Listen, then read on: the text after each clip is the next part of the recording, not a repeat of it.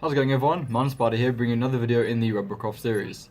So I was speaking yesterday about the legs. I was like, screw it, let me just make a really cool walker, because I really felt like actually playing as a walker again. I did get it wrong. I didn't actually get the epic legs, got the rare legs. I think it's the Perseus or Perseus Pegasus, something like that. I can't remember, but they the rare legs before the epic. And I was going through my Warhammer as well, and I realized that the codex, the War Craftworlds Eldar codex was actually coming out. So like, let's make something Eldar. So I decided to go for a War Walker. Well, I originally decided to actually go for a Wave Serpent. So I think they got like the third most iconic tank in the most recent Warhammer poll.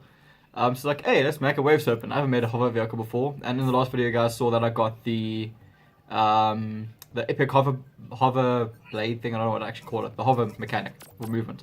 And so I was like, hey, let's make a Wave Serpent. So hover tank will be pretty cool. It didn't work. I'll upload the video of me making it as well, just to show you what not to do. But the long and short of it was, the Wave Serpent you get in 40k is really back heavy.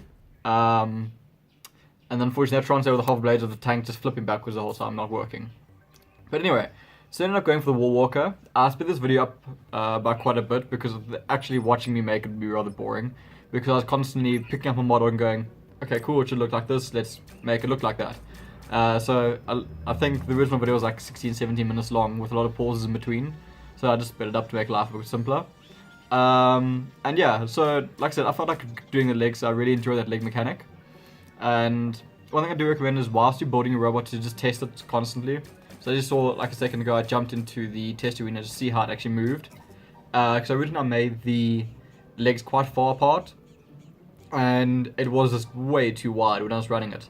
And it really didn't look like the Eldar's like sleek War Walker either, which is why then I decreased by about 3 blocks. An issue I did have with this was, unfortunately, for instance, a War Walker, the Eldar's War Walker has 2 weapon slots, so like 1 on each shoulder, and I really wanted to go for a railgun. So originally, you see what I'm doing here is I'm putting the top mounted laser blasters on, and that did work quite nicely. But it really wasn't enough, because the problem with so in this video you'll see me using the top mounted laser blasters, and then I had a few test games afterwards because I wanted to record a video and show what it was like in game.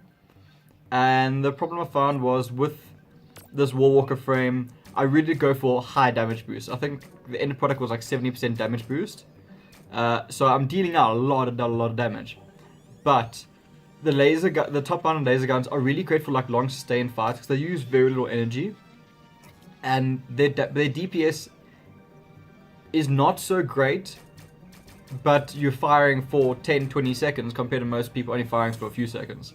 So it's really nice for like a really tough sustained bot. Whereas this War Walker is really fragile. Because I went for such a high damage boost, I can't really last long in the fights. So this is a little change I made post building, was rather than going for a sustained weapon, which made no sense with the chassis I was on, I then changed and went for the those epic laser railguns.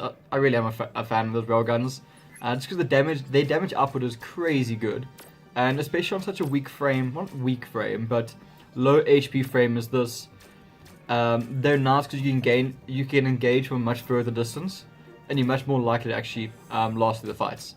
So trying to build the cockpit here, what I find difficult is actually making nice curved edges in Robocraft, because a lot of the time, yes, you do get the curved blocks, but to get those like really sleek edges that the Eldar are, it's very that the Eldar are iconic for, it's a lot difficult to make in Robocraft. So this is War Walker's a bit blockier than it should be maybe, and I tried fixing it up a bit later on, but it doesn't have that iconic like smooth shapes that the Eldar are known for.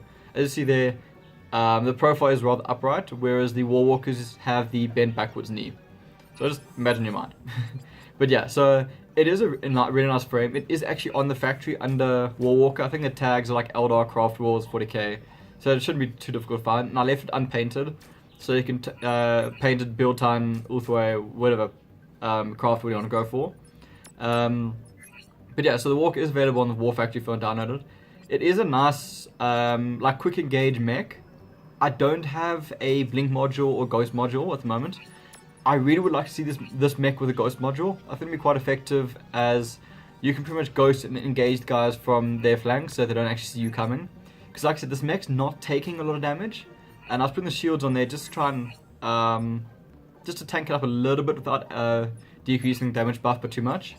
But yeah, this really is a hit and run mech. When using it, I would highly suggest using the jump mechanic to quickly disengage and re-engage. So, for instance, if the enemy lock on you with missiles, quickly jump behind cover to dodge it, or do those forward jumps to get into cover quickly, get into position, or to quickly engage or disengage. So as I was saying, I think this mech would really benefit from the Ghost module. I'm saving up for it. Hopefully I get it soon. I'll play with more ranked matches and record those as well. Just try and get the robots. Sorry, I couldn't remember what they're called at the moment. Just to get a bit more robots in.